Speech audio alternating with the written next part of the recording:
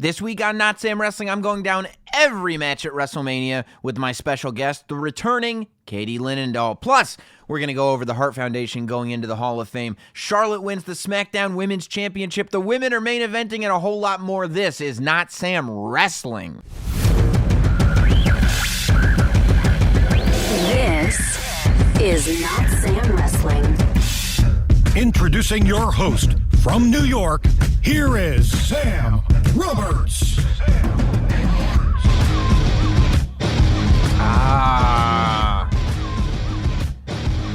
Just down in some of that orange vanilla Coke. It's great. It's not even a commercial. It's just what I'm drinking right now. Coca-Cola is not a sponsor. Welcome. It's Not Sam Wrestling. It's WrestleMania season. We're a week and a half out. It's so exciting. I love this time of year. And you guys were really responsive to last week's podcast. So many of you guys liked the format and the conversation that I had with Wade Keller. The idea that because we are where we are, that in that moment it was more valuable or just something that you guys wanted to hear. A good conversation between a couple of dudes who just like wrestling, especially with so much happening right now. So I decided to keep that format going. It's WrestleMania season after all. And this week, I've got Katie Linendoll returning to the podcast. She's going to be breaking down every match at WrestleMania alongside myself. So we're going to be combining, once again, the interview and the State of Wrestling segments into one monster, massive segment so we can just continue getting hyped up for WrestleMania season. I just love it. I could talk about WrestleMania season everywhere I go for the next 2 weeks and be ecstatic about it. I'm so excited. We'll talk about everything that went down on SmackDown and Charlotte and the women main eventing and so much in our interview segment with Katie Linendoll. But I do want to, with so much going on, I told you last week that I was going to let you guys know everything that was happening in New York for WrestleMania. There's a lot of people coming in from out of town. And with so much going on, it's tough to figure out what to do. I know that if I was not from New York or if I was coming in from out of town and just wanting to fill up my dance card with wrestling shows, I would be petrified of missing something. I'd be FOMO. I'd have the fear of missing out everywhere that I went. So what I decided to do was I said, I'll go over on the podcast this week and I'll talk about everything that's happening in New York WrestleMania week. And then I looked at everything that was happening in New York WrestleMania week, and I said, this is a whole nother show. I don't have time on Not Sam Wrestling to go over absolutely everything. So here's what I'm doing. Tomorrow, if you're listening to this when it comes out on Thursday, Friday of this week, that's, what's the date? March 29th, Friday, March 29th.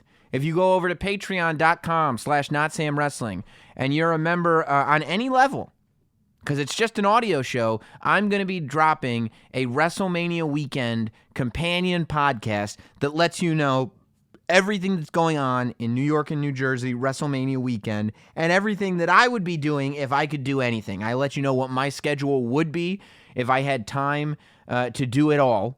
If I could just book out wrestling shows and nothing was sold out, here's exactly the shows that I would be doing. And you don't have to do what I do. I let you know everything that's going on. So that weekend companion podcast is going to come out Friday, and it's going to be available on Patreon. Of course, if you want to subscribe, it's patreon.com/NotSamWrestling. And that introductory level, it's less than $1 a week. It's $4 a month. You can be a Money Mark, and Money Mark level, Not Sam Shills, get access to all audio bonus shows, including this bonus WrestleMania companion show. Speaking of bonus material, if you're one level up, if you're an Indie Darling level Not Sam Shill, you get access to all the video content we put out. You're going to be able to see the entire segment that I do with Katie Linendoll this week on the podcast. You'll be able to watch it over at the Not Sam Wrestling Patreon page, but you'll also get the new unboxed videos. You know, I got these figures, I got this studio, I got these cameras. So I'm going to start unboxing the stuff that I get, the wrestling stuff that I get in the mail. I'll start unboxing for you guys to see for yourselves over at the Patreon page, Indie Darling level and above, patreon.com/NotSamWrestling. If you go right now, you can already see the video. I got the Mattel Retrofest series, GameStop exclusive, Ric Flair, complete with red robe and everything. He looks amazing. You can see him for yourself.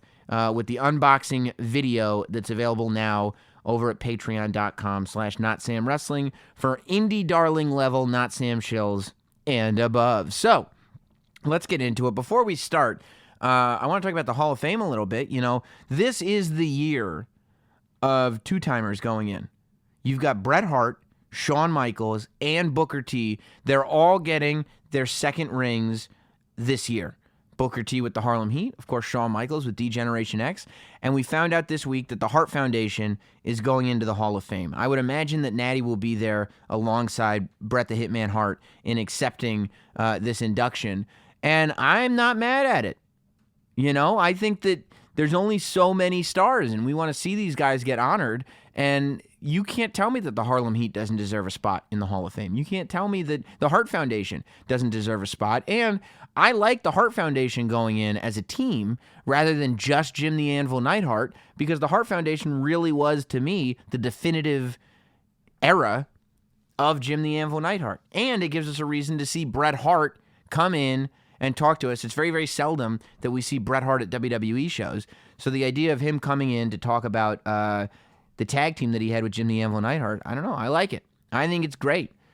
I wonder if we'll have one more announcement, one more Hall of Fame person inducted this year, next week on Raw or not. I don't know. Right now, you've got DX as the headliners. You got the Hart Foundation. You got Torrie Wilson. You got the Honky Tonk Man. You got the Harlem Heat. I don't think I'm missing anybody. I think those are the 5 that have been announced. Will we get a 6th or will we not? I don't know. But you got a stage with Bret Hart, with Shawn Michaels, with Booker T, with Triple H, with X-Pac, with the Outlaws, with a lot of star power going on for this year's Hall of Fame. So it should be fun. Speaking of Hall of Fame, that same night, you've got the G1 Supercard going on over at Madison Square Garden, Ring of Honor, and New Japan. We get into that whole card over on the bonus podcast that's coming out on Friday. But, you know, it's going to be interesting to see what their reception is. I wonder what the pay-per-view is going to be like.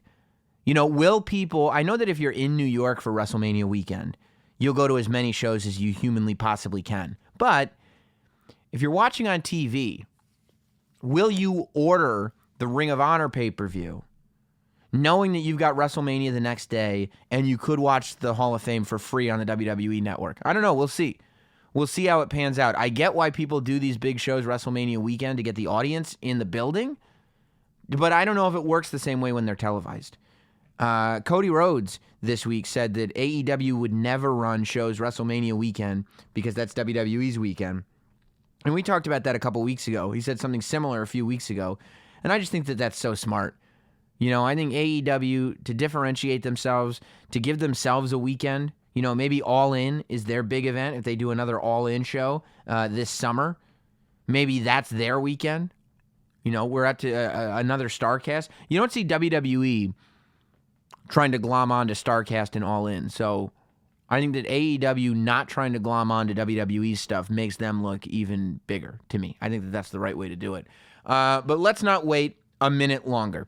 We've got Katie Linendoll on the show. Of course, you know Katie Linendoll and her history with Not Sam Wrestling. If you don't, go back into all the old podcasts and you can listen to her many appearances. But I had to bring her out of the bullpen. I had to bring her back so that we could talk WrestleMania. I haven't talked to her all WrestleMania season.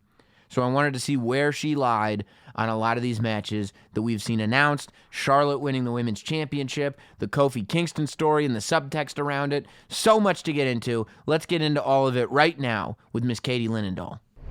The Not Sam Wrestling interview.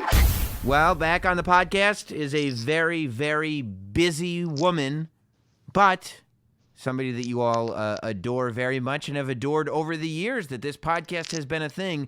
Ladies and gentlemen, it's Katie Linendoll. Welcome back, Katie. Oh, that was such a kind introduction. May I say? Yeah, when you just said "aw," for a second, I thought you said "caw," like it was just like a nice sting caw to welcome you back. Yeah, it was a deflated caw. Yeah, No. yeah. Well, No, it's all good. Look, I follow you. You know, I follow you on social media and keep track of everything you're doing, and like, you know, the activity of Linendoll just continues to pick up and pick up. Although you pop up everywhere. It wasn't that long ago. Maybe it was, and it just feels like it wasn't that long ago that I was at whatever WWE pay-per-view it was, and one of the producers was just like, yeah, we got Linendoll in the truck today doing something. And I went, what? What? That was Survivor Series weekend. That feels like that was yesterday. I know. Was it really Survivor Series? So that's back in November. Yeah. Yes, And they were in doing LA. WWE does ridiculous VR stuff. I think way ahead of just about anybody that's on that level, WWE's level. And all of a sudden, without warning, which is kind of how you like to roll, Totally. Katie Linendoll just shows up backstage in catering. She's doing stuff with the digital department and covering the VR stuff and everything. And I'm like, yeah, of course she's here. Of course. Aw, thank you for that, Sam. And I have to say on the VR side, so to paint a little picture, that there's a VR truck because obviously they're capturing everything in virtual reality on the big pay-per-views at least. Yeah. I toured with SportsCenter when I used to work for ESPN years ago. And the trucks, as you can imagine, for SportsCenter, when you go inside there and the editors and the producers were all hanging out inside the truck getting their work done, they're huge. The VR trucks alone for WWE were bigger than the SportsCenter trucks, in my experience. I mean, I could have changed over the years, but I was blown away. I mean, that's so amazing. It was really cool to see. Yeah, I mean, that's the thing about WWE, and, you could say what you want about whatever about WWE, really, but when they decide to go for something, they just go all in. Big. They introduced the WWE Network, and they just put everything behind it. When they decide, all right, let's try this virtual reality thing, they're bringing an entire massive truck of everything, and it's not like it's just going to be, oh, so we'll just take our DVDs, and then you'll put goggles on, and it'll be virtual reality. No, you got one of those 3D glasses. yeah, Those are real new. we're gonna do everything in red and blue, And so a that Viewmaster. Yeah, exactly. Yeah. No, it's on the forefront of everything. Well, before we get lost in everything else that's going on, look, there's a reason why specifically I said, you got to come on this week. You got to come on and we got to do something before WrestleMania. Because I went on Twitter this week, and as is per usual, whenever I tweet something while WWE is on, it gets best case scenario is a mixed reaction, right? It's like that's a positive thing for me when there's at least a mixed reaction to something that I say. But I said after Charlotte won the SmackDown Women's title, and we'll get there, I said this has got to be the craziest WrestleMania season in recent memory. Just with the way that stories are just moving in such crazy directions. And I'm not even saying positive or negative. I'm just saying there are abrupt changes to stories that are happening really, really close to WrestleMania that we usually don't see. I mean, have you had trouble keeping up with everything that's going on, or are you enjoying this? That is such a great point. I have felt the same exact way, but there's such a variety of different storylines happening, and I think it caters to, maybe you'll agree, certain people like certain different storylines, so it's fun to be able to just follow all of them. But that's WWE style. I think that they have things figured out really just right before. We're talking about doing things last minute. That's how we roll. I don't think this is planned out a year in advance, obviously. You and I both know that things just kind of happen, and they kind of roll a little last minute, which is great. Well, think about it. Just think about where we're at right now. If anything, you're right, it's great because what they're doing is what WWE fans, I think, have complained about them not doing for years. It's, they decide a year in advance that Roman Reigns should main event WrestleMania. And we get to WrestleMania 34 last year, and everybody's going, of course Roman Reigns should not main event WrestleMania. But they're like, look, we decided this a year ago. It's happening. Whatever. We're going to do it. And the match gets booed out of the building. Instead of going that route, they are changing and just trying to figure out what's the best scenario based on the audience that's in front of them. Because when you break it all down, it's like Kofi Kingston was not anywhere near the position that he's in before Mustafa Ali got injured, and that was only in February. So in February, they go, oh, wow, look what we have with Kofi. Let's pivot, and let's put Kofi in the position that he's in. Becky Lynch being the main event of WrestleMania. Let's be honest, this wasn't a grand plan with Becky Lynch. SummerSlam, she turns heel. And I don't think that was a heel turn that was meant to become a good guy to blah, blah, blah. I think the thought was at SummerSlam, we're going to make Becky Lynch a bad guy. And she became the most popular figure in wrestling, as We had a discussion the last time. Happy to revisit that. You were on the show. Well, yeah, and there's a whole new context to put all that in now as things are evolving. But they go, you know what? Whatever we had planned for WrestleMania, whatever we thought we were going to do over the course of the next 6 months, this is back in August, they say, let's switch it up. I think Becky Lynch needs to be in the main event of this show now. And she is. You know, they were going to try to do this Becky Lynch-Ronda Rousey match at Survivor Series that we just talked about. Remember? That the big match at Survivor Series was Becky Lynch versus Ronda Rousey. And I'm sitting there going, that match has to close Survivor Series because that's the one that everybody cares about. Little did I know that because Becky Lynch is injured, they have to pivot, put Charlotte in that match, and go, wait a minute. We have lightning in a bottle with Becky Lynch and Ronda Rousey. We're going all the way to Mania with this thing. It's and not to act like we know really what's happening behind the scenes, but do you genuinely, and you know so much 360, do you think they really have changed their business strategy and making more last minute decisions to bring this full circle? Or do you think that we've made that up? I don't think that they're making, I don't want to say that they're making last minute decisions in my opinion. I think though that they're going with the flow a little bit more? I think that they're listening a little bit more. And I think that Really? I think that they're trying a few more things. And I think that that's essential right now, because I think that when the McMahons came out in December and said that we're going to shake things up, and everybody was like, oh, does that mean there's going to be a superstar shakeup? And it was really just the McMahons and Triple H, of course, in a ring on Monday Night Raw saying, we're going to change the way we do things and we're going to start listening to you. And people left that episode of Raw going, nothing changed. They just took the general managers out. Who cares? I think that that speech was not about on-air TV characters. That speech was about the business. That speech was about the way they did things in WWE, because from that point forward, I think that that's when they really started to be a lot more malleable and try a lot of different things. I mean, look at the announcers backstage asking real questions all of a sudden. You know, these are moves that I think are being made strategically and on purpose to go, I know that we've had a way of doing things for a long time. Let's mix things up. And as we head towards WrestleMania, that's when we really start to throw things at the wall. And we're going to get past WrestleMania 35 to see what really stuck, I think. Well, you talk about, this might be too nerdy, but even the production shots have changed significantly over the last few months. Do you not notice that as a wrestling fan? I mean, if you've watched as we have our whole lives, you know that the shots have even changed. The way that they're doing the production style, little things here and there. Yeah, absolutely, man. I think from top to bottom, it's changing. Let's talk about this show. Let's talk about WrestleMania. I think we have to start with the women, right? Because when we look at this week, and I'm sitting there as the week goes on, and I'm going, okay, what am I going to talk about on the podcast this week? What's essential? That's usually how I start. What's essential to talk about on the podcast?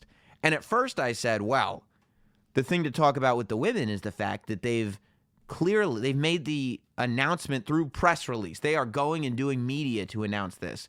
That there is no, hey, what do you think's going to headline? What do you think's going to go on last? It's official. Becky Lynch versus Charlotte versus Ronda Rousey is the main event of WrestleMania 35, and it's going on last. What I didn't realize until Tuesday night was that Charlotte was going to go in as the SmackDown Women's Champion. How did we all not see? I mean, many probably did, but I didn't even think of that. I don't know why my brain didn't even go there. Did you think of that? No, and I don't think that, I think that maybe early on, people could have said, oh, there's a couple of possibilities here, right? Like either somebody's going to walk out and be dual champion, or the SmackDown title's not going to be on the line, or Charlotte's I was reading my Twitter last night. Some people think Charlotte's going to work double duty. No way. They're not using their main event. First of all, for Charlotte to work double duty at WrestleMania, meaning she defends the SmackDown Women's Championship earlier in the show and then goes to the main event, makes absolutely no sense, because then Charlotte walks into the main event as a sympathetic underdog because she's already wrestled a title match tonight, and Charlotte's a bad guy who doesn't deserve to be there. So why would you have her wrestle twice? Although, let me back up 1 second, if I may. Yeah. I didn't see Charlotte going into that match on SmackDown at the fury that she did. I mean, there was some risk taking. Like, if I'm approaching that match right before WrestleMania, I may throw in a single leg takedown, possibly an airplane spin, maybe a backbreaker. I'm not going all out crazy. That was insane. So is anything possible at this point? I mean, yes, of course anything's possible. Yes. 100%, as you and I both know. Yes, anything is possible. Yes, it is possible that she wrestles 2 matches at WrestleMania. But it would make the least sense of anything that's happened leading to WrestleMania. It would be completely counteractive to anything that they've done with Charlotte. And also the hype of her coming out. I think that you're right. time in the night, it would blow that, but it would make no sense because like I said, it would build sympathy to Charlotte. It would make Becky Lynch have an advantage, and the whole quality of Becky Lynch is she's the only one in this match that, if anything, has a disadvantage. They've been trying to take this match away from her. It just makes no sense. The other question is the Asuka being added as a fatal 4-way, which no. I love Asuka. That's not going to happen. Like, WWE has made a tremendous investment in marketing the fact that WrestleMania is headlined by Becky Lynch and Charlotte and Ronda Rousey. And I think that the reason why Charlotte was added to the match at all is they go, okay, we have Ronda Rousey. Obviously, Ronda Rousey is going to be in the main event women's match. We have a story with Becky Lynch here. We can turn this into the main event of WrestleMania. I think that's okay. This is not a sort of, and you see that, you run the risk when you are saying for the first time ever the women are going to main event WrestleMania. The last thing that you want is for it to feel like the women are main eventing WrestleMania, because wouldn't it be cool to see women main event WrestleMania, right? Yeah, what you want is the women are main eventing WrestleMania because this is the main event. This is why people are buying tickets. This is the match that people want to see at WrestleMania. And I think they realized they had that in Becky Lynch and Ronda Rousey. But WWE's got to sit there as well and say, look, realistically, we don't know how long Ronda Rousey's got left in WWE. Some people think she's gone after WrestleMania. Some people say she's signed a 3-year deal. But let's say she's got another year left. You're now putting this tremendous investment and saying this is the first female main event of WrestleMania. And you've got Ronda Rousey, who best case scenario is giving you another year, maybe 2, but probably, best case scenario, another year. She's not somebody that's going to be there 10 years down the road. Then you've got Becky Lynch. And Becky Lynch, as much as everybody wants to be a fan of Becky Lynch, and I'm a fan of Becky Lynch and everything's great, you have to understand that Becky Lynch, just because she's super popular organically and everybody just decided that she was the female Stone Cold, does not mean that she's the female Stone Cold. Meaning that because Becky Lynch is popular right now, and it's a trend like any other trend, meaning it could last forever, it could last for 5 years, but realistically 6 months from now, what if people are over Becky Lynch? What if Becky Lynch goes back to being the person that she was a year ago, and that's being in the Women's Battle Royal on the kickoff show? That could, probably not, but possibly, that could happen with Becky Lynch. What you have with Charlotte is clearly the person that WWE has decided is going to be as close to a female equivalent of John Cena as you're going to get, I think. So what you have is you're going, we want to put Charlotte in this match that is, this women's match is going to have more attention on it than any women's match has ever had in the history of professional wrestling. So what you want to do with all those eyes and what you want to do with that energy is showcase the people that are going to carry this division for as long as humanly possible. And you may have that with Becky Lynch, but you definitely have that with Charlotte. And I think that that's why Charlotte was added to this match.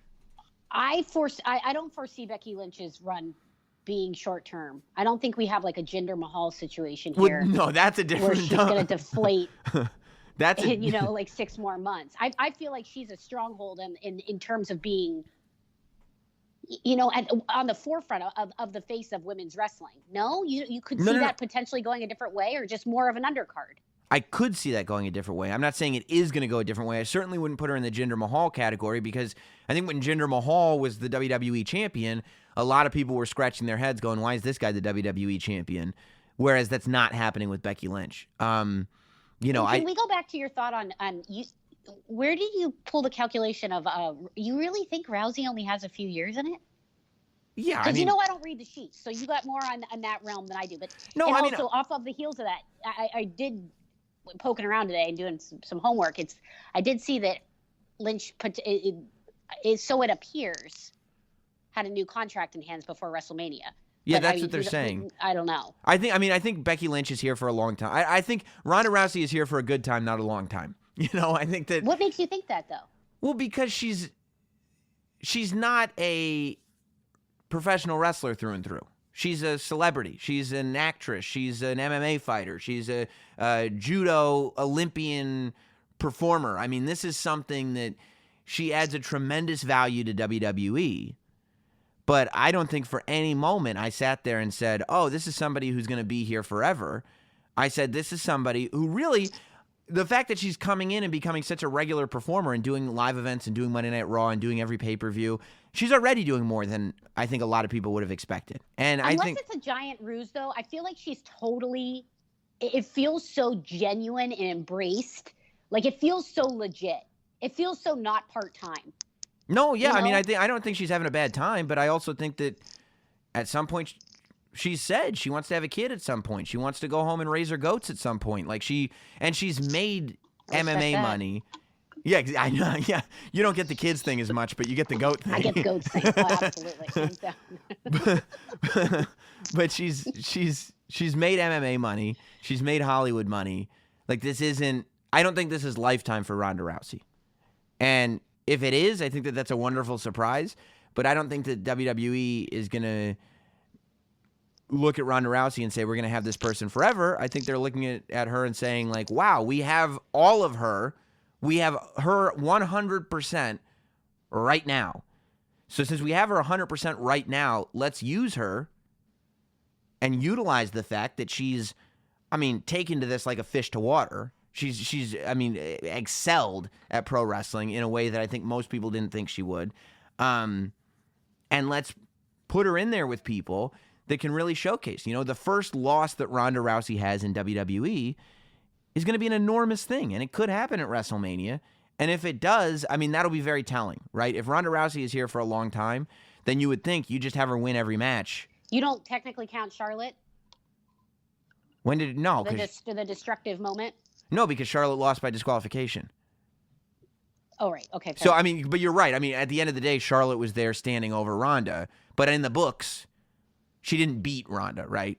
Like, she didn't actually win. Fair point, yeah. But she did. She was the moral victor in that moment. But yeah, nobody's been able to pin Ronda Rousey. Nobody's been able to make her tap. People have had good matches with her, but that's it. So, I think that's part of You're ultimately saying, too, this isn't just about, it's a great PR hook, no doubt. Yeah. But it really is, in your opinion, Sam Roberts. Yeah. Is it the best WrestleMania main event match that could be booked? For this year? Yep. Yeah. 100%. Wow. This is the match. It's a historic moment. Yeah, this is the match that should be main eventing WrestleMania. And you know me. You know that I wouldn't just say that for the sake of the women's revolution or whatever. I put wrestling ahead of everything. But yes, there are certainly arguments to be had. There's an argument for Seth Rollins and Brock Lesnar. There's definitely an argument for Daniel Bryan and Kofi Kingston. There's arguments.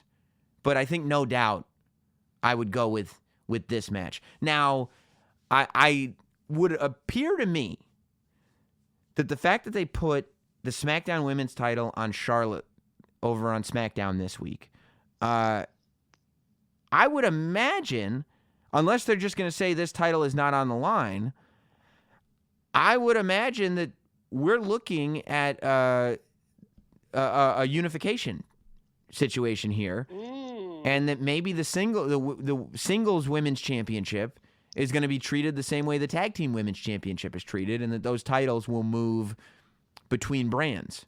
Do you think that this is a good idea or a bad idea? I'm not sure. Theoretically. Yeah, why not? Try it out. Mix it up.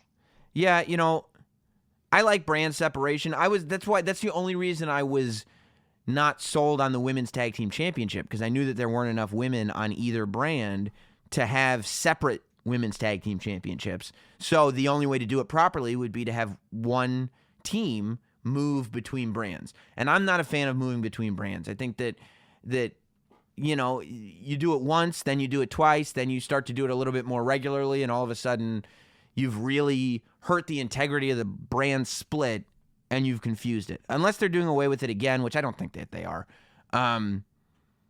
But, you know, I think that the positive, I'm not sold on the unification of the championships, and because they haven't said that's what they're doing, it's just speculation. For me, I like having two separate champions, but I'm not so against Charlotte walking into this match with the SmackDown Women's Championship. It isn't without its costs, but I'm not so against it. I think what we've got now is we have purely pinned Becky into a corner.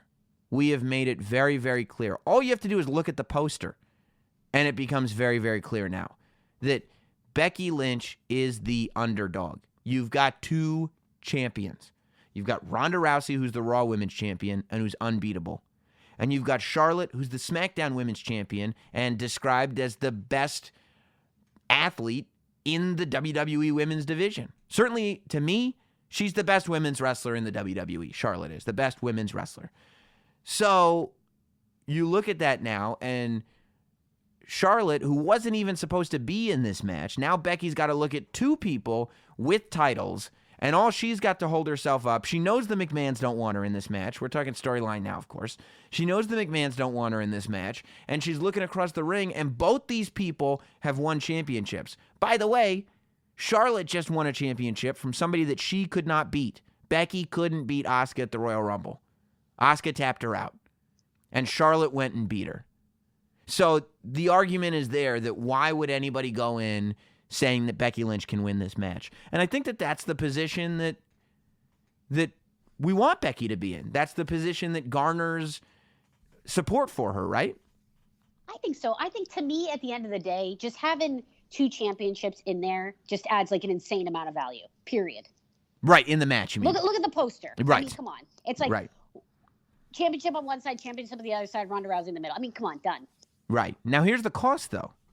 Because I said there was a cost. The cost is, and this Everybody has a price. Go ahead. No, you're right.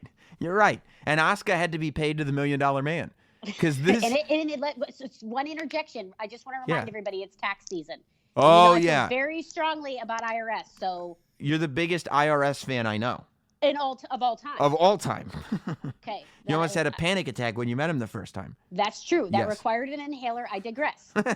So I think that, at the end of the day, the real question here is, does the SmackDown Women's Championship add value to that triple threat? 100%, I'm with you. I think it absolutely makes it a bigger match, makes it more interesting, makes Becky Lynch, makes everybody in the match come across better. Charlotte is more hateable. Becky is more likable. Ronda is as hateable as she has been since she announced that wrestling was fake. So, everything is working properly in this match, in my opinion. But what was the cost of getting there? The cost of getting there is Asuka. Asuka had to be sacrificed to the wrestling gods of SmackDown in order to make this women's main event of WrestleMania even bigger than it already was. So, is it worth sacrificing Asuka, which you did? SmackDown was not a good night for Asuka. For Charlotte to just come out of nowhere, get a women's championship match, and be able to beat Asuka clean. It is great for Charlotte. It is great for the triple threat match. It is not good for Asuka, especially with the year that Asuka's had. Although, but we just talked about the ups and downs. Well, for Asuka, it's that like in the last week, how just the ups and downs are just things change overnight. Yeah, but it's mainly downs for Asuka. But throw her in a women's battle royal. Oh, we've now gone from nobody is ready for Asuka. I don't think anybody can beat this woman. I think she may be the most dominant force in the history of women's wrestling. She just went on an undefeated streak that is making Goldberg jealous to, hey, let's put her in the Battle Royal. I mean, we've got an issue here, no? You know what, though? And then in 2 pay-per-views, she'll be back up for a championship. I mean, come on. Here's the deal. It's so obvious. She'll be back up for a championship, but guess what? You unified the championship. There's only one. So now what are you going to do? Great, even better. Even better. Now, I will say, if you really think about it, right, and this is going several steps forward, you do have a natural story in the sense that, let's say Becky Lynch wins at WrestleMania. She is now the unified women's champion. Let's say Becky Lynch wins. Let's say the titles are unified. We're completely making this up as we go. But if Becky Lynch after WrestleMania returns to SmackDown and says, I beat Ronda and I beat Charlotte and I'm the women's champion, realistically, Asuka has every reason to say, yeah, but you didn't beat me. I beat you. There you go. So give me a shot at that title. But you know what happens if Asuka gets a shot at that title? She'll just lose again. So but you're making a good point. Yeah. That it can't play this three-way for forever. No, this is it. WrestleMania has to be the end. So I like what you're proposing here. Bring Asuka back in the mix after WrestleMania. But how many times can you do that? You can only start and stop. So, like, you have an automobile. Hello, AJ Styles Nakamura. That went on for 4 years. And look at AJ Styles and look at Nakamura. I'm just making a point here. Did you watch the last kickoff show? I had to look at AJ Styles in the face on the kickoff show and say, you went from being the champion to being in title matches to coming on the kickoff show and talking about title matches. What happened, AJ? I had to do it for myself. I couldn't sit there and not acknowledge that. You're right. Nakamura and AJ start and stop. But now, AJ Styles is nowhere near the WWE title picture, and Nakamura doesn't even have a match at WrestleMania because him and Rusev are like the third best tag team on SmackDown. Maybe. Ups and downs. That's the theme of Just this downs. conversation. Just downs. Where's the so far? Give it a second. It's a You year. millennial. Give it a freaking second. A second.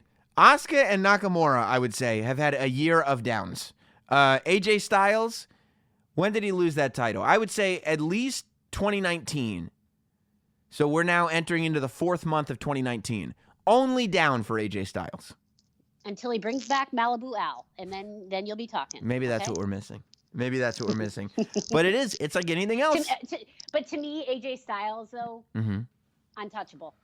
You could say untouchable. Right now, no, listen to me. You could say that it's been downhill. That's a fair argument. Downhill. He's sitting there in the valley.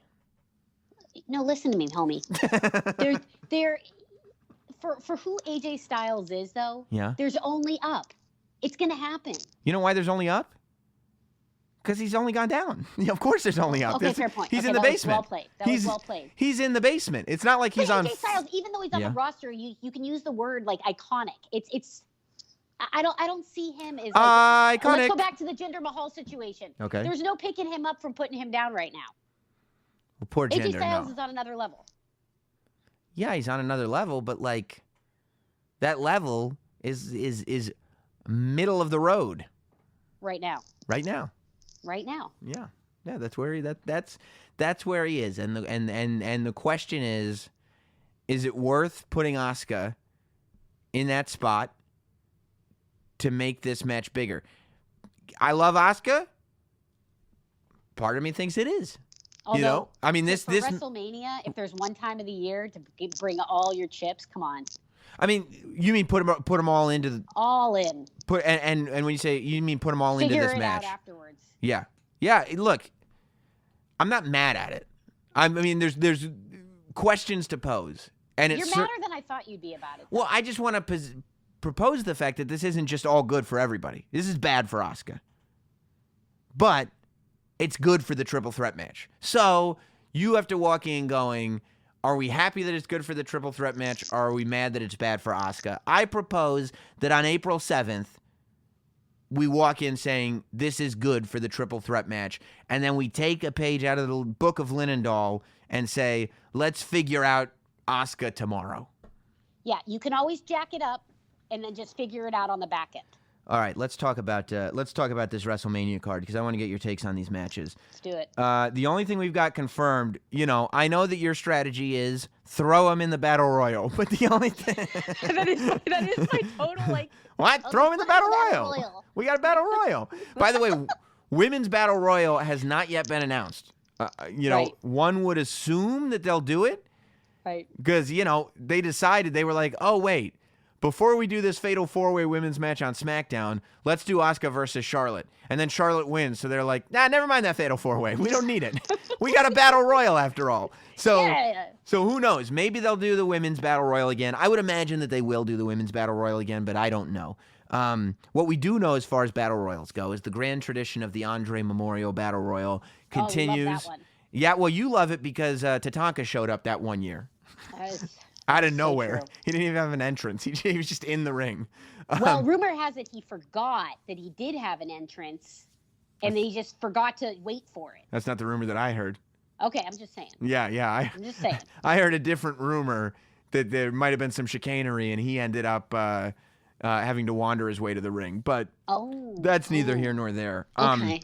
So all we've got confirmed for the Andre Memorial Battle Royal is 3 giant WWE superstars: Braun Strowman, Michael Che, and Colin Jost. Those are the only people confirmed right now. Now, I will ask you, Katie Linendoll, because this has been a hot topic of conversation. First of all, I'm surprised that people are being negative about WrestleMania this year. I feel like, before we get into the card, let's have this dialogue, Katie.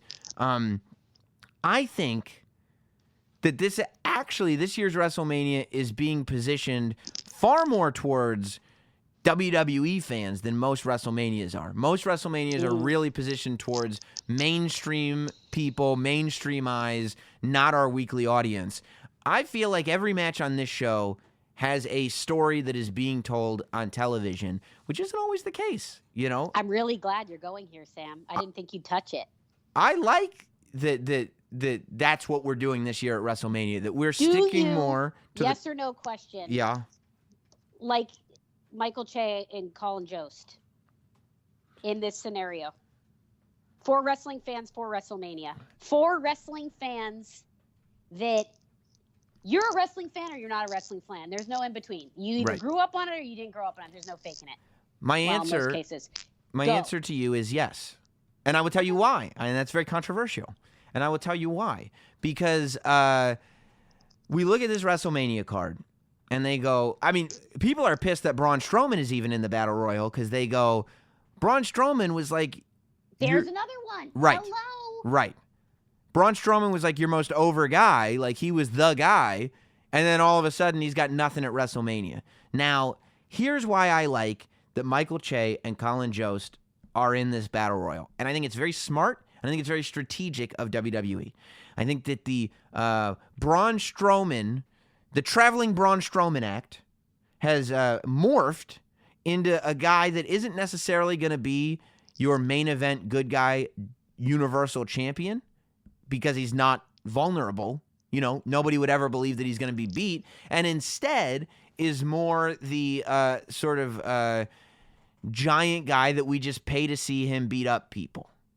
Right? And I think that that's a good position. And it's top of the card, and it's very, very valuable, and it's super important. But with all that said, I don't see where he fits on this WrestleMania card besides the Battle Royal. You know, I always think that if you're complaining about something, give me a better solution. Give me a better scenario. And I haven't heard a better scenario for Braun Strowman than what's going on. And I'll tell you why I like that Colin Jost and Michael Che were added to this Battle Royal.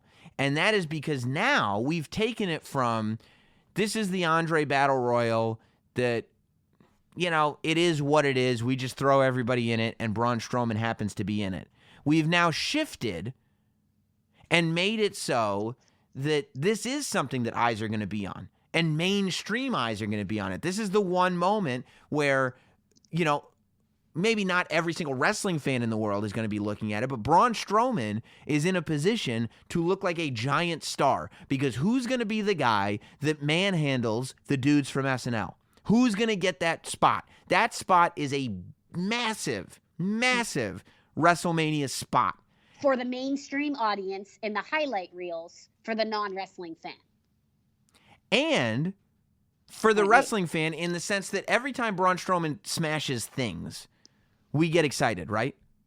That's true. When Kevin Owens powerbombed Machine Gun Kelly off the stage on Raw, wrestling fans loved it. Loved it, because they were like, why is Machine Gun Kelly here? And then Kevin Owens powerbombed him off a stage, and it was great for the mainstream, because what's Machine Gun Kelly doing getting powerbombed off a wrestling stage?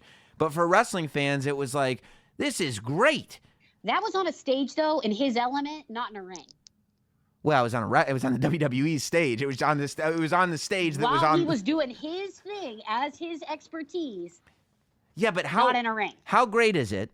First of all, I've been in a battle royal, so I have no right. I saw you in that battle royal. Right, so you were amazing. Thank you very, very much, and I did a great choke slam, and I was incredible. But I have no right to tell anybody they shouldn't be in a battle royal after I jumped into one. But Not to mention an Andre Memorial Battle Royal Wimbledon Super Smash stew. Precisely. But I think you're speaking my language now. Mm-hmm. But I think that the reason it's good is because, I mean, I don't possibly see Michael Che and Colin Jost winning this battle royal, right? If they do, that's a bad thing. I don't like that. That's a bad thing. But if I get to see Braun Strowman beat up Colin Jost and throw him out of a ring, and then Michael Che probably Drew carry himself over the top rope, I'm good with that. And if I get to tune in, the next night on Monday Night Raw and go, hey, you know those annoying guys from SNL that were bothering you on Raw? Well, here's a clip of Braun Strowman beating them up. I'm going, cool. Like, good, awesome, right? So that's why I think it's a good spot for Braun Strowman in the sense that there is no other spot for him at the moment, and this makes it something substantial. This makes it so it's not just a run-of-the-mill Battle Royal appearance. This is a Battle Royal appearance where he gets to beat up the Weekend Update guys. And I think that wrestling fans will enjoy seeing the Weekend Update guys getting beat up. And I would imagine that this match will end up on the kickoff show only because the second hour of the kickoff show is going to be on the USA Network, and that's going to be that hour of WrestleMania, the one that's the kickoff show that's also on the USA Network. That second hour of the kickoff show is going to have more eyes on it than any other part of WrestleMania. And I would imagine that they would want their Colin Jost, Michael Che moment to be in front of those eyes and to be early enough on the show where it doesn't take away from any of the main event stuff. I think that that's probably what they'll do, and I'm satisfied with that too. Are they big wrestling fans? Michael Che is an enormous wrestling fan. I don't know about Colin Jost, but I mean, I've hung out with Michael Che at wrestling shows before. Like, Michael Che is a crazy wrestling fan. I did not know that. I saw a lifer wrestling fan. Lifer wrestling fan. The Royal Rumble in Philly, the one that Nakamura won a year ago. Michael Che was at that one. He was sitting in the front row for that, just as a fan. And I saw him backstage after the show, and he just looked at me and he was like, "Oh my God, Sam, that was so fun." Like, he was like in this state of euphoria. He was like, that was amazing. Yeah, the real wrestling fans, I'll tell you, Michael Che is a real wrestling fan. Sal and Q from the Impractical Jokers are real wrestling fans. As you know, Katie, and as you've heard on the podcast, Dan Soder is a real wrestling fan. Mike Lawrence is a real wrestling fan. I would tell you, I don't know. What was the integration? Oh my gosh, I'm having a senior moment. But Cody Rhodes, come on. Stephen Amell? Thank you. Yeah. Killer. I believe Stephen Amell, yes, is a real wrestling fan too. I mean, he's still doing stuff on the circuit, if memory serves me correct. He is. On the indie scene. He was on All In, and I'm sure he'll pop up doing stuff with AEW. All right, let's move on to the next match. Cruiserweight Championship, Buddy Murphy versus Tony. I got one last question for you on the Battle Royal. Who are you seeing in that? I mean, I have no idea. That's the fun of it, right? I mean, I think that it'll be melting pot. It'll be the spot for a bunch of guys that we don't see. I think Sanity will pop up in there. I'm assuming Zack Ryder and Kurt Hawkins will get in there, and it'll look like they're almost going to win. And then my prediction is Kurt Hawkins will be the last man eliminated from that Battle Royal, because you will think we're going to get the Kurt Hawkins moment that Zack Ryder got in Dallas, and then we will not. I'm going to lobby for that. You're going to lobby for him winning or for him? No, I think he'll get eliminated. I think he'll think he's got his moment, and then he'll get eliminated because he's a loser. I'm actually going to lobby for the full win. Okay, well, you like a happy ending. Yeah. A deserved ending, rather. Right. I like to see Kurt Hawkins lose. That's the two of us. That's the difference. That's it right there. That's the difference. So Cruiserweight, and you're definitely going to get legends in that match. I don't know who, but you're definitely going to get some legends. Like, where do you throw Elias in that too, or no? No, Elias is the musical guest. So I think that Elias will be not at all. No, I think that he'll be doing. I liked what he did at Ricochet. No, because I think that Ricochet and Aleister Black are shining. I think that's the Battle Royal is where you might throw in like a Pete Dunne or maybe even Walter. Like Walter might show up from NXT UK or something like that. I think that the Battle Royal is a spot. I mean, Ricochet maybe. I really always just handle it. My bad. I always handle it like a grab bag. I really just throw everybody great that's left without a spot into that bucket. And I really got to stop doing that. Yeah. No, I mean, I get it. But the problem is that only one person can win. So if you put all the good guys in the Battle Royal, then a bunch of them just showed up and lost a Battle Royal. And you're like, oh, I don't know what that did for anybody. Okay, good point. Moving on. Yes, Tony Nese is getting the Cruiserweight title shot against Buddy Murphy. And, I mean, you can poo-poo the Cruiserweight match if you want. But last year at WrestleMania, you know who got the Cruiserweight Championship match? Do you remember who the challenger was? Oh, boy. It's okay if you don't. In the brain. Yeah, I know. It's okay if you don't. Because you're going to go, oh, wow, when I tell you. I could figure it out if I spent a lot more time on it. You're right. Go ahead. Spur of the moment. Mustafa Ali. Yeah, I wouldn't have got that. No. No. I don't even remember any of that in my brain, to be completely honest. Mustafa Ali came out, and he had, like, Sub-Zero gear on. He had amazing holographics on his outfit. But the point is that was a huge spot for Mustafa Ali. And clearly, Mustafa Ali has had one of the best years that any superstar could ask to have. In terms of going from 205 Live to being one of the main event players on SmackDown. Yeah, like, good for him. That's good. And he deserves it, but it's outstanding. And, I'm happy for Tony Nese in this one. I don't know if he's going to win the match, but I'm very happy that Tony Nese, because he has not had a lot of spotlight to shine in. He's not the one that ends up. The Cruiserweights, you end up getting one Cruiserweight match per pay-per-view if you're lucky. And you don't see Tony Nese much, especially since the Cruiserweights aren't on Raw anymore. So it's cool to see Tony Nese get this opportunity. Agreed. Yeah. Give everybody a chance. Yep, that's the positivity there. I like that, Sam. I like it. And I like Tony Nese. What do you think of one of the maybe the most controversial match? This is one of the few matches that when it was announced, people were so disgusted that they said, this has to be WWE trolling us. There's no way this match is actually happening. And it seems as though it is. I think you know what I'm talking about. Yeah, how'd you know? Kurt Angle versus Baron Corbin. You don't think this match is going to happen at all? Not at all. You are so disgusted by this match. You're going, there's no way. No way. I think it's going to be like a Cena move. So you think Cena comes out and... I do. Do you think we find out on the Raw before WrestleMania, or do you think we find out at WrestleMania that we're not seeing Baron Corbin, we're seeing John Cena? No, I think we see a lead up. Okay, so we are going to get the week heads up. That's correct.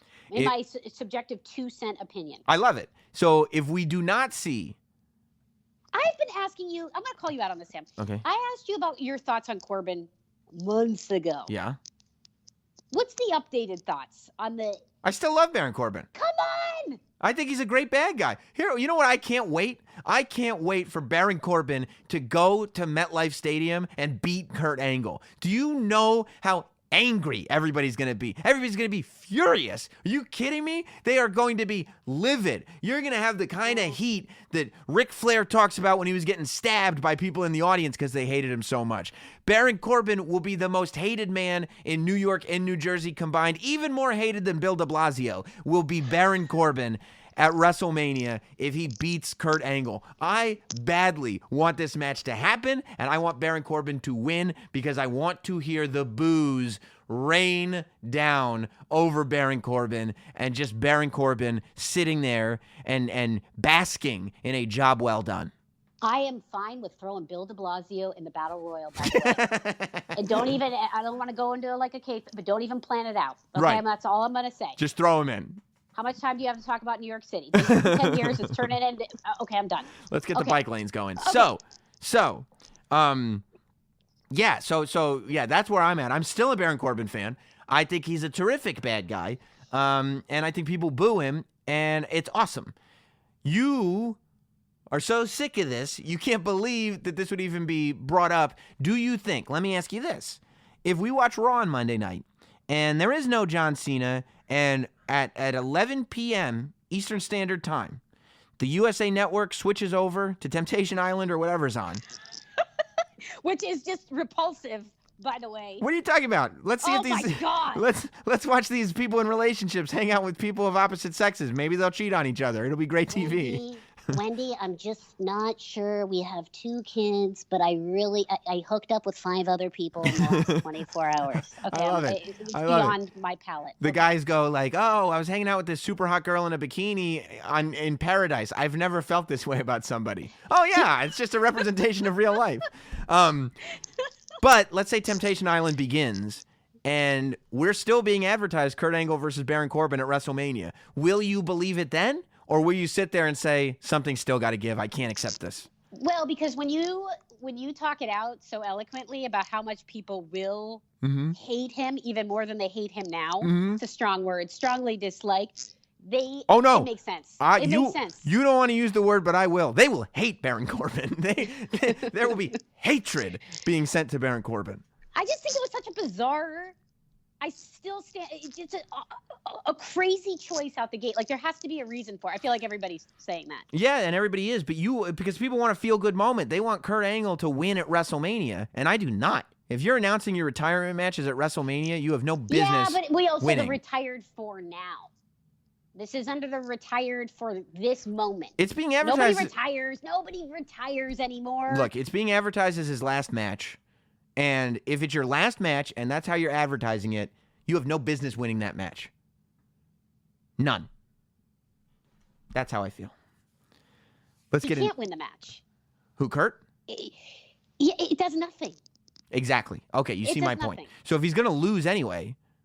Lose big. Lose to Baron Corbin. It's awesome. Let's get into the Falls Count Anywhere match. The Miz versus Shane McMahon.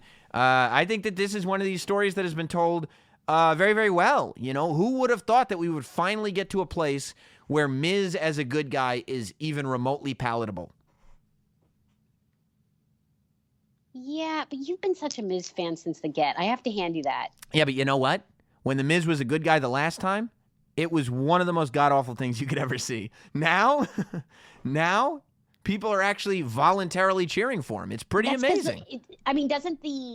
Doesn't the whole reality show, I mean, not stating anything anybody doesn't know, but didn't that change everything? I think it changed a lot because people saw him as a family guy and people actually just started to be entertained by him. But I also think it's the fact that Miz, and you're right, I've been a fan for a long time, Miz has gotten very, very good at being a WWE superstar. And the confidence that he's always had is actually, over the past 2 years or so, maybe a little more, is actually getting backed up. Like, we're actually seeing where this confidence comes from. And I think that when somebody starts performing on that level, they do finally develop the ability to adjust and to pivot and to go from bad guy to good guy. I also think the fact that he's working with Shane McMahon, and Shane happens to be so good and believable. And when he grabs Greg Hamilton by his jowls, I believe that Greg Hamilton is in trouble. And when he grabs the Miz Senior by his jowls, I believe that Shane McMahon is not a nice guy. So I'm looking forward to this. I think that the Falls Count Anywhere scenario, I'm assuming that Shane McMahon is going to jump off of the big MetLife sign. If there's any guarantees, I think this is why this is one of the matches that I'm most looking forward to. It's going to be insane, period. Over under that Shane McMahon just climbs to the roof of the stadium and jumps off into the parking lot. Over. So you're saying it'll probably happen? Yeah, dude. Yeah, me too. Of course. Of course it's going to. Like, it's guaranteed insanity. Right. You got an open roof stadium. Somebody's got to jump off it, right? Lady Gaga did it at the Super Bowl. Shane McMahon will do it at WrestleMania. That's true. Thankfully, the weather's looking good. Remember a few months ago when we were talking about it potentially snowing? Oh, yeah. Forget it. Oh, yeah. Yeah, it is looking good. But they are having that heated ring. If you watch the WWE's YouTube channel, they're reassembling it, which is awesome. I mean, you talk about technology. That's what you should be doing. You should be doing it behind the scenes about that heated ring and how the electronics work and everything. And yeah. Because this is what was interesting, is that the contraptions that they have, it's not just so that the wrestlers stay warm in the ring. Really, what the issue is that if it gets freezing outside, then the wood and the steel that construct the ring become hard as a rock. And so they actually have to warm the wood and the steel so that it stays room temperature. So that Dude, shut up. You're taking my story. Okay. You're right. Go for it. You don't know. It's a switch. That's all you know. There's a switch to turn it on. I'll do the rest. I can't wait to hear about it. I can't wait. Women's Tag Team Championship is on the line. This is something, I'm glad that they went in this direction. It's something that I kind of saw coming as it started to build over the last few weeks on Raw, and they're going for it. It's Sasha and Bayley defending against Nia Jax and Tamina, the Iconics, and and Beth Phoenix, a returning Beth Phoenix, alongside Natalya. I think this is a pretty good spot to let everybody shine. I just say Beth Phoenix is killing it. You see her arms? Killing it. Do you see her arms? Gosh. Her whole body. Incredible. I'm just so impressed. She's been retired for years. She's in wrestling shape 24/7. It's amazing. It really is unreal. I don't know how Edge does it. If I was married to a woman like that, I would feel insecure, even more insecure than I already do. I can't believe it. Is that possible? I don't think so. I don't think so. Threw me a softball. But I think that it's a good match for Sasha Banks and Bayley. It allows those two, who, let's be honest, you're talking about the four horsewomen of NXT. You've got Becky and Charlotte in the main event. You don't want to have a scenario where the other two four horsewomen are not shining. Well, guess what? You got Charlotte with gold. You've got Becky fighting for gold. You've got Sasha and Bayley both with gold. It's a pretty good scenario for the four horsewomen of NXT. I think that Nia Jax and Tamina definitely deserve the spot in the sense that I think it should be reinforced what a brutal tag team they are. And I'm surprised that the Iconics are getting this kind of shine, but except for when they're throwing popcorn at me and insulting me. I saw that. I'm so sorry. Yeah, they're not polite people. They're not nice people. They're not good people. But they are funny people, though. They're entertaining on television. They're actually very much so. I will say this: they're awful human beings. Yeah. Well, that's clear. How dare you, Sam? I was going to have your back on this, and then don't go there. Yeah, Billie Kay and Peyton Royce are clearly terrible human beings, but very entertaining. So, could be good. Could be good. I'll add in one line, and it's just a subjective opinion. It probably isn't even warranted, but I like Sasha and Bayley better on their own. As singles. Yeah. But don't they add a lot of credibility to that Women's Tag Team Championship? Correct. Right. I mean, if you're going to launch the Women's Tag Team Championship, I do think that they're the best team to do it with. Yeah, I can't disagree with that. All right. I'm just saying we go back to the earlier part of the conversation, and Charlotte, Becky, and Ronda, throw more people in that mix. Mm-hmm. Post WrestleMania? Oh, you mean you want to see Sasha and Bayley back in the mix? Yeah, but you know what? Sasha and Bayley are another one. Although Sasha had an amazing match with Ronda Rousey at Royal Rumble, I think that they're actually at the moment better off in the position that they're in because they can still look like they're at the top of a division. If you've got Charlotte and Becky and Ronda and Asuka and there's a lot of great women.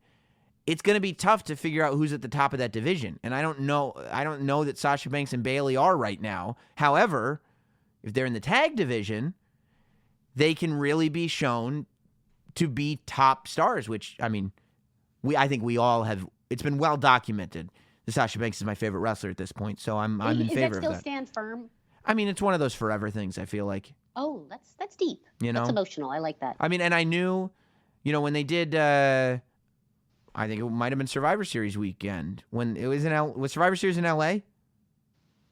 Yes. Yeah. Okay. So I think it was Survivor Series weekend when they did the Gallery's 1988 show, the WWE art show. They had velvet paintings on display again, and Is that velvet? Is that velvet? Yeah. Is that velvet? Is that velvet? And I own The Undertaker, I own The Rock, I own Owen Hart, and these aren't prints. These are the original velvet paintings. Very, very nice pieces. And I went to that show. And I went in thinking that I'll buy the John Cena, because if I've got Undertaker and Rock and Owen, throw John Cena next to him, you've got a pretty good Mount Rushmore going on. And I looked at the John Cena, and I looked at all these paintings. They had everybody. And I looked at the Sasha Banks, and I said, I simply must have it. Wait, I get 2 sentences. We're still talking about this. Mm-hmm. Can we tell the audience here how much you paid for the velvet? That's a lot of money. No, come on. It's because how long did you and I talk about this guessing game of how much you paid for the velvet? Well, you guessed like 150, right? That's also, listen, Yeah. I've been to my share of fancy galleries and Right. stuff where they pass around the appetizers and you're like, I'll have the whole plate. Like, been there, done that, okay? Continue to do that. I was way off on this. Yeah, let's just put it this way. If it were $150, Add a zero. I wouldn't know, but I would have bought like 8 of them. And we can kind of, more or less, I think my math is 7 or 8 of them or so. We can. Oh my God. Yeah. It was an investment, but it was a worthwhile investment, and I'm looking forward to seeing them at WrestleMania and then coming home and looking at my painting. United States title is on the line. Samoa Joe versus Rey Mysterio. This one kind of came out of nowhere. I think people were hoping for an Andrade Rey match. You know, I was kind of not politicking. I mean, I was going on the podcast and saying I wanted to see mask versus hair. But as far as opponents for Samoa Joe goes and matches that we haven't seen before, I think it's going to be a great match. It's going to be a great match. To me, this is the one that I was like, oh yeah, that one's happening. Right. No, I get that. And that's because that's one of the few that there's not a story that we're really sinking our teeth into as much as it is just a cool matchup, right? Yeah. And then as of this week, the Intercontinental title is on the line. Bobby Lashley versus Finn Balor. I'm going to go back to what I said on the kickoff show the night that Finn Balor technically won the Intercontinental title, but he pinned Lio Rush for it. If Finn Balor wants to win big matches, he's got to come out in face paint. Enough is enough already. Like, if the Demon wins and Finn Balor, the extraordinary man who does the other things, he loses, then the Demon should be the one coming out, but that's just me. Where do you see Lio Rush fitting into this one?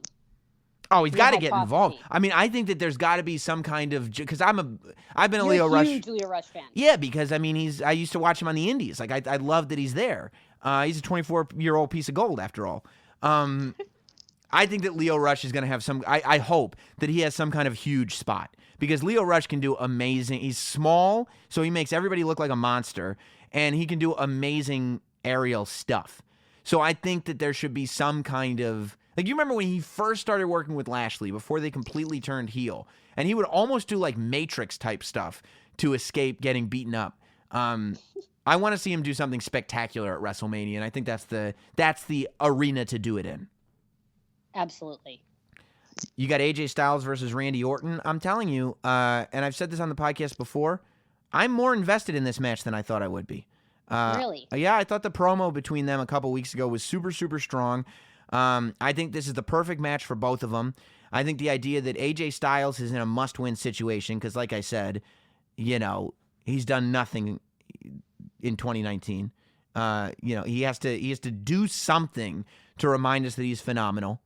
And Randy Orton is one of those guys that is just so dependable that you're going to get a good match, and he's always going to be a good villain. Like, he is always going to be a good foil. He's always good at disrespecting people. And you can never sit there and say, well, clearly Randy Orton is going to lose, because he's won enough of those matches that you can never say that. And that's why I'm good with this match.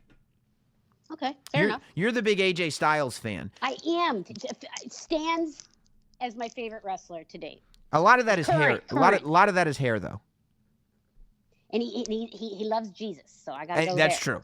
He loves Jesus, and he loves shampoo and conditioner. So. Oh yeah, the hair is like.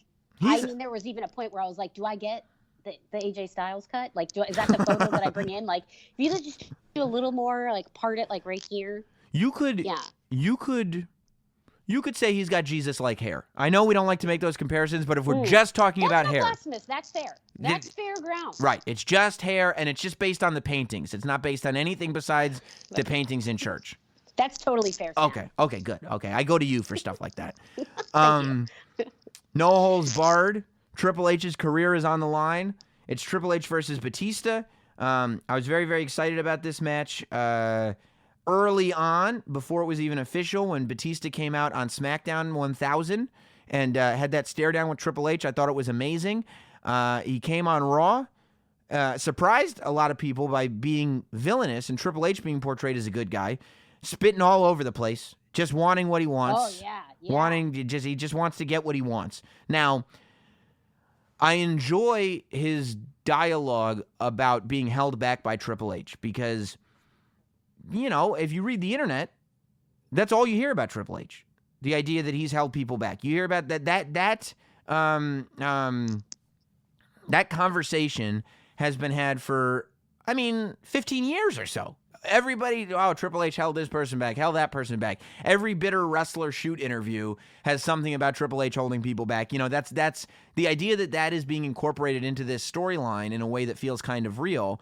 I enjoy. I thought Triple H's retort against Batista started to feel real on Raw, and I thought it really felt real when he couldn't get the envelope out of his pocket.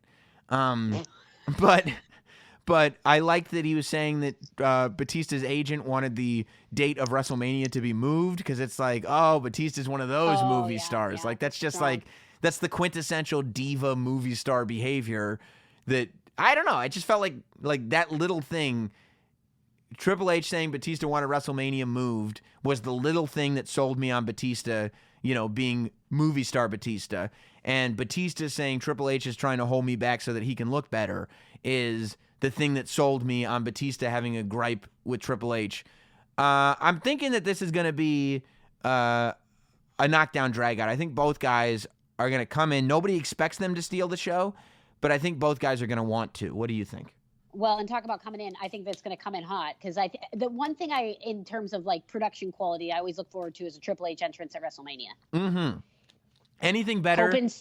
Do you have a favorite? Strong. For me, my favorite Triple H entrance, I believe, was in Dallas. I think that we were there sitting in the skybox for this one, and it's the one that Stephanie did that monologue on top of the entranceway. That was, yes. Wasn't it amazing? And watching her just even go. from where we were sitting, because that skybox is like high up, Yes, great especially seats, in but Dallas. it's Yeah.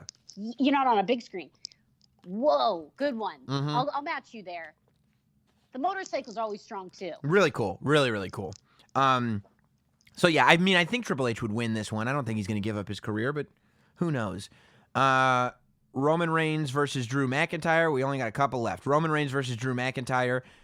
Again, people were mad when they thought it was going to be Roman Reigns versus Baron Corbin because Baron Corbin just makes people mad. But I think this is perfect. I think this is going to make Drew McIntyre look like a bigger star than he already is. I think this is a high-profile space for Drew McIntyre, and I think it's just right for Roman Reigns to be here. We get to have, a feel-good moment with Roman, and it's done in a way where it doesn't distract from anything else going on. It doesn't distract from the main event, doesn't distract from anything. We're just getting into a lot of matches, man. Look, I'm looking at the lineup. It's going to be a match card. It's a lot. It was 4.5, 5 hours last year? Come on, with the kickoff show. Look. 10?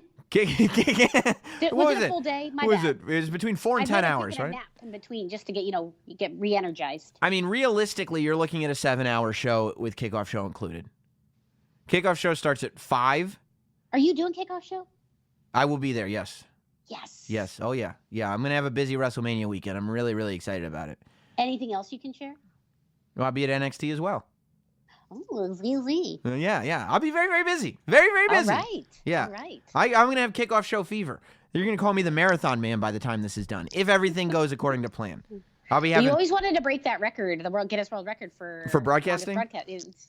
That's right. There's going to be somebody. There's going to be somebody next to the kickoff table that's just handing me little cups of water, so I could just throw them back and keep going. Hot take, water. Hot take, water. All right, then you got your 2 championship matches, and this is it. Kofi Kingston versus Daniel Bryan apparently is going to happen based on SmackDown, and I think this Kofi Kingston story has been told perfectly. I think that fans are just in a rage at Mr. McMahon, and that doesn't happen that much in 2019. That people are really mad that Vince just won't let Kofi have the title match, and it seems like it's finally going to happen. And I don't know if you want to touch this with a 10-foot pole or not, but I'll throw it your way anyway. How have you felt? And I'll say it delicately because I don't want to have a big social conversation here. This isn't what the Not Sam Wrestling podcast is for. But, we usually talk about when WWE brings up real stuff that is uncomfortable in storylines, right? We talked about it with Ambrose. We talked about it with Paige back in the day. How have you felt about the subtext and the undertones that have been going on with this Kofi Kingston story? You're gonna have to get more specific on that. That and maybe you haven't even picked up on it, because I think that some people haven't, but there have been, if you follow along with what Big E and... Are we going back to Jamaica or... No. Yeah, Okay, we're not going back that far. It out. It's like playing Tetris here. Go No, ahead. but I mean the clear racial undertones that are there, that when the New Day and when even Byron Saxton on commentary starts doing it, Byron Saxton has done a tremendous job on commentary with this whole Kofi Kingston story, in my opinion. But the whole anyone but you, this isn't for people like you, right? I think that's people are clear. Gosh, Sam, I didn't even pick up on that. Because maybe somebody's sitting there saying I'm totally spaced out. I think it's because you're just nice. You're just a genuinely nice person, and you don't. You avoid the evil in the world so much that sometimes you miss it. Is that fair? That's kind. Yeah. I think I spaced on it. Yeah. Well, then I guess. Is it that obvious? Am I like, hello? No, I mean, I had this conversation with Wade Collar last week that I know that there are people that have certainly, this has gone a little bit over their heads, and I think that it's designed to go over people's heads. I think it's designed in a way that if kids are watching, that it's not, that this kind of heaviness, the heaviness that is attached to this is not going to be on a kid's radar. And if it's just not something that you ever think about, it's probably not going to be on your radar. But I just think that it's interesting that for me, and I look deeply into these stories. You do, but now that you're saying it, like, now is it starting? Well, no, I'm wondering why they even would, knowing what we know about WWE. Mm-hmm. Why would they even do that? I mean, well, I think it's because they want it to feel. Look, and this is, again, I had a similar conversation with Wade Keller last week, that it's one of those things that if you add this subtext in and Kofi wins the WWE Championship at WrestleMania, you've got an amazing story, and it looks good for Kofi, and it looks good for the WWE, and everybody involved comes out feeling great. And if Kofi does not win at WrestleMania, you've made a tremendous mistake. So I think that it all depends on what that result looks like. But Linendoll, I'm telling you right now, in January at the Royal Rumble, there was one person in the world that said, I think Kofi Kingston is going to win and he's going to go to WrestleMania to fight for the championship. And I looked at that one person and I said, you're out of your mind. Was it Kofi Kingston? No, it was Hot Dog, my little buddy Hot Dog. He's the only person. Hot Dog said Kofi's going to go to WrestleMania. I said, you're a maniac and you'll never be a creative writer. And he has rubbed it in my face every day. So he deserves full credit for that. And that was a good shout out. That was deserved. Universal Championship, Brock Lesnar versus Seth Rollins. I think this is going to be Seth Rollins. This is going to be a moment for Seth Rollins if he wins. If Seth Rollins wins the Universal title, is it a bigger moment for him than when he won at WrestleMania push-play button in California? Remember, that's the one that you and I went to when he cashed in and came out and kind of swung that belt over his head, or championship over his head, as WrestleMania went off the air. Does beating Brock Lesnar one-on-one and being the Universal Champion beat that moment, or no? Can I first frame this question? And I'm out of order here. So I'm pressing pause for a moment. Please do. And just asking you if Brock Lesnar has the hype that he did 1-2 years ago. I think that with all the focus, there's a lot of hype on a lot of matches. I think with all the focus on the Bryan and Kofi story, I think with all the focus across 2 shows on the women's main event, that yes, like the hype has gone down for Brock, but that's because this is not the main event. Like when you are announcing that Ronda versus Charlotte versus Becky is the main event for WrestleMania, what you are also announcing is Seth versus Brock is not the main event for WrestleMania. And Brock is always the main event. So I think that always. that so might... What does that do or say? I think that it's more about the women than it is about Brock. I don't think that it's about Brock. I think that it's just, we've got a lot going on in WWE right now. And I think that when Brock comes out and when he starts fighting, you'll remember the hype. I think that is Brock Lesnar's gift. That even if you're not thinking about him right now and going like, I don't know, who cares? Once Brock comes out and he starts beating people up, you go, oh my God, what am I looking at? And who knows, by the way, at WrestleMania with Brock Lesnar, based on his track record, nobody saw him beating The Undertaker at WrestleMania 30. Nobody saw him beating Reigns at WrestleMania 34. So who knows what he's going to pull out at WrestleMania 35. I hope Seth Rollins wins, but we don't know. How much longer do we see, in your opinion, the part-time? I mean, Of Brock? Yeah. I mean, Brock's the only one that can pull it off. I think that I don't mind Brock being. I just feel like the card is, after this conversation, and I'm only just thinking about this now. Maybe I shouldn't be saying it out loud now because I haven't really thought it out. Yeah. But this card is so stacked these days. Yeah, definitely. Definitely. And Brock Lesnar came on board when it wasn't as stacked, in my opinion.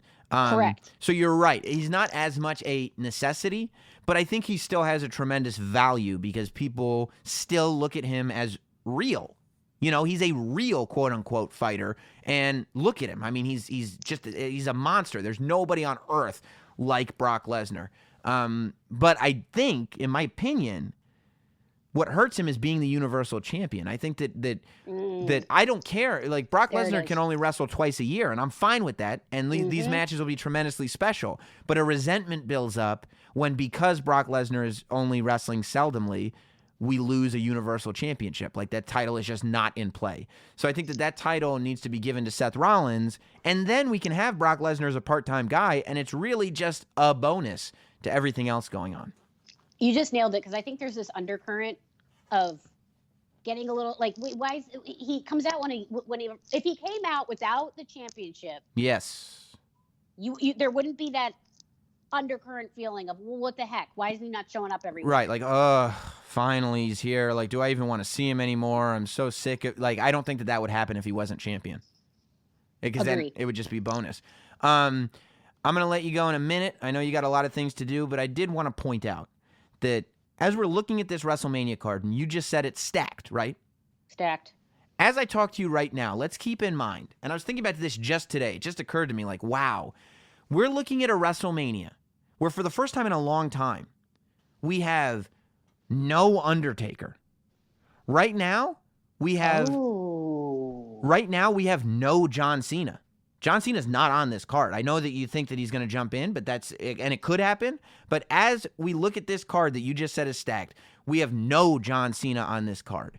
And we have Roman Reigns, who, because of what he went through this year, is miles away from the main event. So you do not have Roman Reigns as a main event player.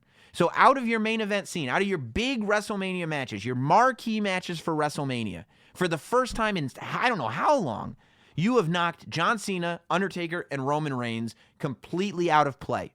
And for, I think, most companies, that has the potential to cripple you. Those are your three arguably biggest stars at WrestleMania over the last however many years. And somehow WWE has managed to pull it together. And if you look at it, you've got Brock Lesnar, but he wrestles a bunch of pay-per-views. Really, the only WrestleMania specialty is Triple H versus Batista. Everything else are guys that you can see when you tune into Raw and SmackDown every single week, and girls that you can see when you tune into Raw and SmackDown every week. And I think it says a lot about WWE's the depth of their talent pool and their ability to tell stories in a pretty short time as compared to other WrestleManias. Well, and the addition of the Battle Royal with Jay and Jost. I'm not counting the Battle Royal. I know that's your bread and butter. You love your Battle Royal. Over here. I know you how much. I know. I feel like you're going to turn off the show after the Battle Royal because you got your money's worth. What? You're like, I'm here for the Battle Royal, people. Throw them all in. Where's Tatanka? Yeah. But yeah, I mean, I think that it's a. But do we see an Undertaker appearance though? I don't think so. Can we get back to that? Really? I don't think so. No. Wouldn't that be breaking a streak? A really, really, really, really long. No. There hasn't been. Did we skip a few years? We skipped. I think we skipped a year. I mean, like his streak, his WrestleMania streak, is certainly not consecutive. I know that we skipped WrestleMania 10 for sure. But more recently, who did he at WrestleMania 30? 32, 33, 34. Has he skipped one since Brock Lesnar? Maybe not. I don't know. I'll have to do a little look up. It's good that we're thinking about this, though, because I'm saying that I don't know if we see that being broke. Well, the streak is a victory streak. No, that doesn't count. I'm just saying showing up. I see. I'm looking end of the streak. WrestleMania 30. Oh, this is a thing. They're only listing. Who was after Lesnar? What does it say in the order? Well, at WrestleMania 31 was in Palo Alto. That was Bray Wyatt. WrestleMania 32 was in Dallas. We did Palo Alto. We did Dallas. And then what was after that? 33 was Orlando. And that was Roman Reigns. That was the one that we thought might be a retirement. And 34 was John Cena. So who did he wrestle at 32? Because you might be right. Because if he wrestled at WrestleMania 32, then he has got quite a streak going on. There hasn't even been an ounce of talk on it. No, well, I mean, that's part of it. I mean, if The Undertaker's not going to be there, then I don't. But that also just goes to show the whole, one of the themes of this conversation is how deep the roster is right now. He wrestled the storylines are. Shane McMahon was WrestleMania 32. Oh. So, yeah, it has. You're right. I mean, he has had a pretty long streak of WrestleMania matches just in general. But the fact that you didn't even remember he wasn't on the show, that goes to show how loaded this show is. All right, Katie Linendoll, I'm going to let you go about your business. Where can the people find you? Oh, thank you. You can find me Instagram, Twitter, the fastest way, at Katie Linendoll. And, of course, on the TV lots of times throughout the week, so stay tuned. Yes, and if you follow her on Instagram and Twitter, you can find out where she's going to be on TV. It really works perfectly together. Thank you, as always, Katie Linendoll. You are a dream. Thank you so much. Later. Here is Sam Roberts. So special thanks to Katie Linendoll. It was great talking to her again. What a wild trip it's been, man. What a wild ride to WrestleMania. And we're not even close to being done, I don't think. Think about it. Vince McMahon, like the Kofi Kingston Daniel Bryan match hasn't been made official. In my mind, Caleb Braxton just goes, is Kofi Kingston going to WrestleMania? Vince just goes, yes. Vince also said at Fastlane, he made it sound like Kofi Kingston was going to be in triple threat for the WWE Championship. In reality, he was in a triple threat with Sheamus and Cesaro, and Mustafa Ali, or just Ali, I guess at this point, was in the triple threat for the WWE Championship. So who knows where this is going to go? You know, who knows?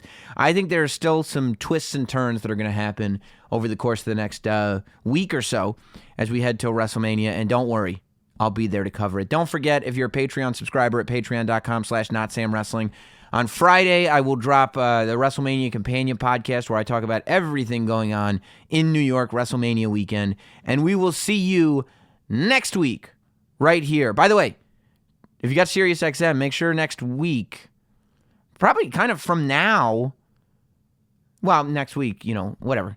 Next week, make sure that you're tuned into the Jim Norton and Sam Roberts show because we got a bunch of WrestleMania-related guests popping by. We'll see you then. We'll see you next week on the podcast. Toodaloo, everybody. Thanks for listening. Follow at Not Sam on Twitter, Instagram, Facebook, and YouTube. Rate, review, and subscribe. This has been Not Sam Wrestling. Not Sam.